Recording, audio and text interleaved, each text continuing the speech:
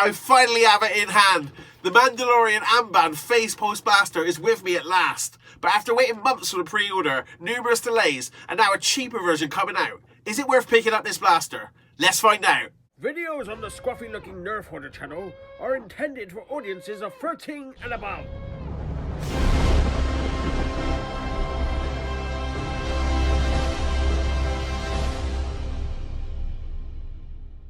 Hi guys, as always, I am the Scruffy-Looking Nerf Hoarder, and welcome to my channel, where I like to talk about and review Star Wars toys that have been released over the years. Now today, I'm looking at the Star Wars Nerf Amban Phase Pulse Blaster. And before I actually look at the product, I just want to go over a few things that have happened before this product's released, because there's a bit of a story to this product, which is a bit unusual. Most things you just have a look at them and take them for what they are.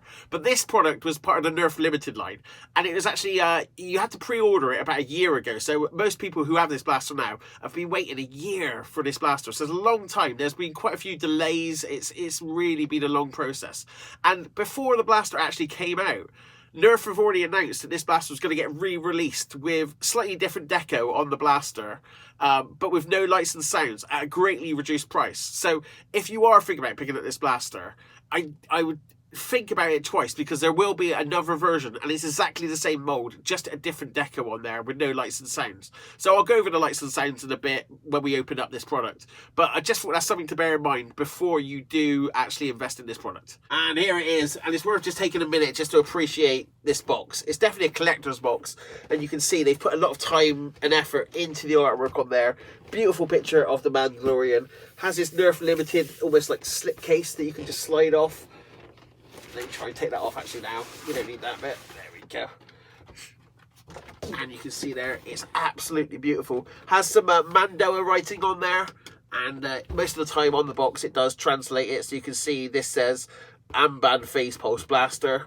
It's got the Star Wars logo up there, but it looks beautiful. And then on the side of the box there, it's got some more Mando writing that says this is the way.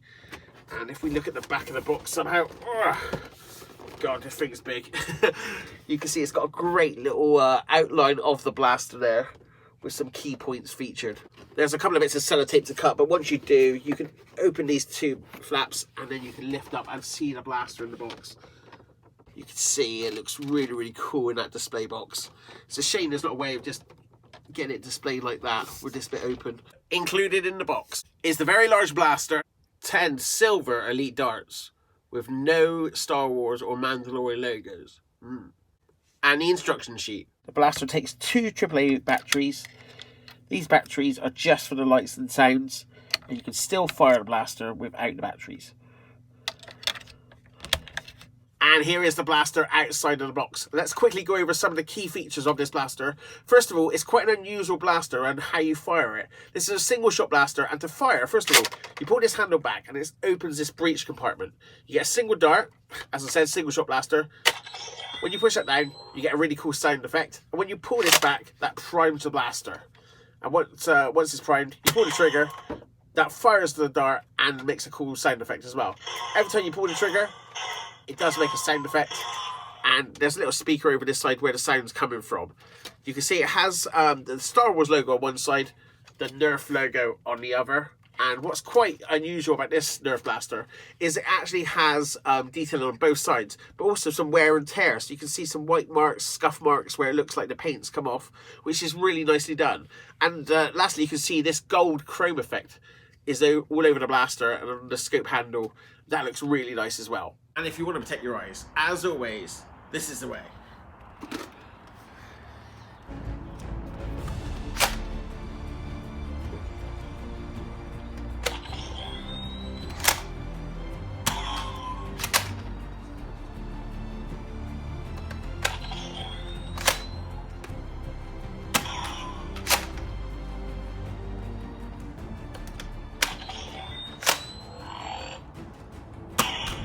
I tested this blaster on my chronograph and achieved an average velocity of 56 feet per second. Comparing that to the Nerf Elite average of 70 feet per second, this blaster does fire well below par.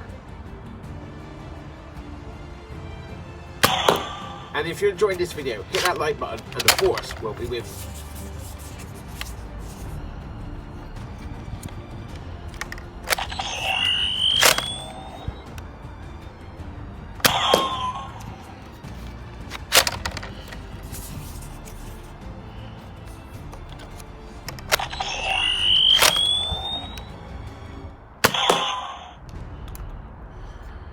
Couple of size comparisons. First of all, let's have a look at this blaster and the Ruby's Mandalorian blaster, and you can see the Nerf blaster is a lot bigger, almost a full handle's worth at the end there.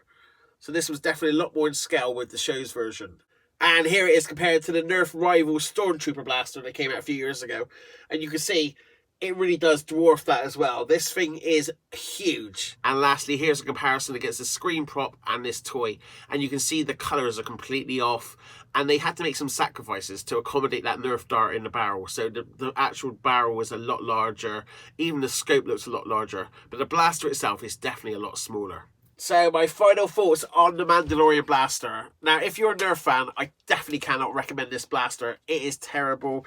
Holding the blaster is really awkward. It's a single shot blaster. The performance isn't very good. And just even the way you load darts, it's just really odd.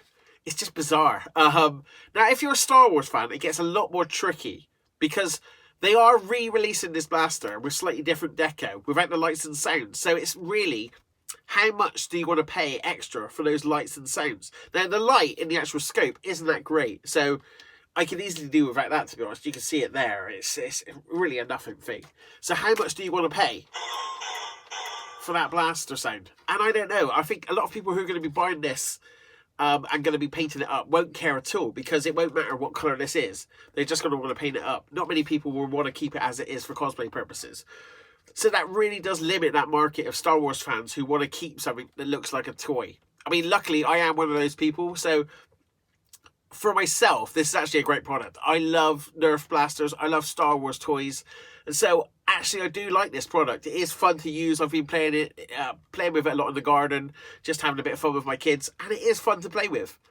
But I just cannot recommend it to anyone else. So there you go. What can I say?